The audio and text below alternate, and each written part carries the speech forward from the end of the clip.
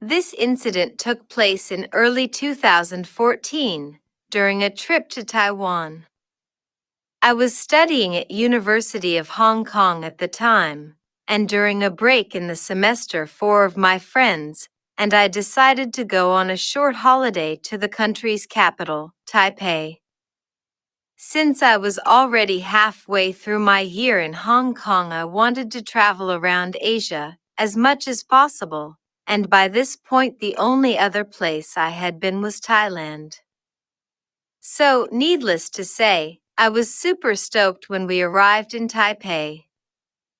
We did all the touristy stuff you'd expect, checking out the city, going to the top of Taipei 101, and, of course, appreciating the local bar scene. A lot of drinks were had, and a lot of vomit was spilled. But the people there were so friendly, and despite the embarrassing state that we were all in, we still managed to make some friends on the street whilst shotgunning beers outside of a convenience store. Essentially, we all fell in love with the city, and after exploring the urban areas extensively, three of us decided to get in touch with Taipei's natural beauty by hiking to the top of Elephant Peak, just outside of the city. It didn't seem like a long or arduous trek, and just sounded like a fun way to spend one of our days there. It would also provide us with an awesome view of the city. So, on the morning that we decided to go, two of our friends went to further explore the city, whilst my friends Nick, Greg, and I put on our proverbial hiking boots and caught a train to the bottom of the mountain. We began our journey to the top, and my memory is a little hazy, but I think we didn't take the usual route since we didn't encounter anybody for a long, long while. Obviously, this was fine. The three of us were happy to simply be soaking in the outdoors away from the bustle of the nearby city. It was all just general forest that surrounded us, but because it was in Taiwan, it had that exotic vibe that made the hiking experience feel fresh and new. It was about an hour into the trek, and we still hadn't seen anyone. We weren't even sure if we were going the right way, but since we were confident about the way back and had already come this far, we just kept venturing further into the forest. We reached a path that led up to the steep hill, and from what we had researched, we're all sure that this was the way up to the first checkpoint of this more obscure trail. We started hiking up when something catches my attention. I pointed out to Nick and Greg. Out of a bush on our right appeared a dog. A wild dog. No collar and mangy looking. It wasn't growling, but was staring us down, standing tall and strong like one of those Chinese foo dog statues. The three of us stopped and stared back at it. What's he doing out here by himself? I thought. Unfortunately for us, this was only the alpha. When we finally took our eyes away from it, we noticed that a large number of other dogs had appeared out of seemingly nowhere, almost as if they had snuck up on us. There must have been around 20 to 25 of them, all medium or large-sized. Strangely, there was a variety of breeds. I don't know much about wild dog packs, but I assumed they would all be of the same breed. None of us said that we were scared. In fact, the three of us didn't really say anything. There was some nervous joking from Greg about how he hoped we all had our rabies vaccination and the like, which was followed by some similarly nervous laughter. But it was obvious that we all thought something might go down. I remembered back to our accommodation in Hong Kong, where we would regularly hear wild dogs in the hills behind our complex go crazy each night as they found each other or hunted for other creatures to kill. My mind couldn't help but to jump to the conclusion that this group of wild dogs had similar bloodthirsty intentions. By this point, we were basically surrounded. I had a large, sharp rock in my hand that I had picked off the ground in case they came charging at us.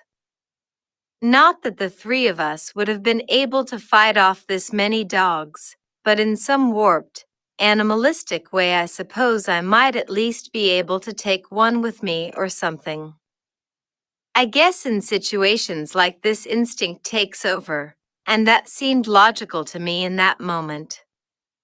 Since I have two dogs of my own, I knew that in dog language eye contact was confrontational. I remembered that to convince a dog you weren't a threat that you should yawn, lick your lips, and not look them directly in the eyes. This might all be rubbish in reality, but it's just what I remembered. So we all just averted our eyes, focused on the trail, and slowly walked past them, continuing up the path.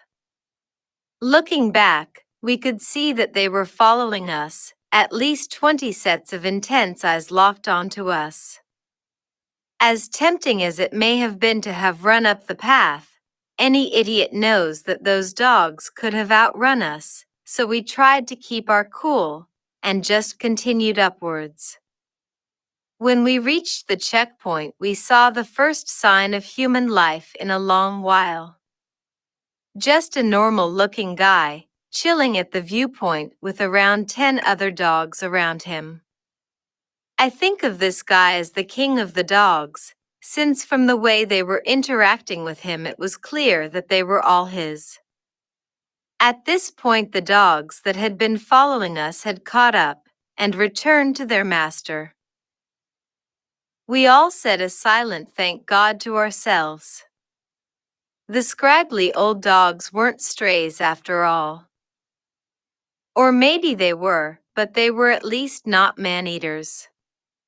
We had a quick look at the views from this point, and then swiftly moved onwards. After about 5 minutes we reached what can only be described as a makeshift ladder that we had to climb in order to continue.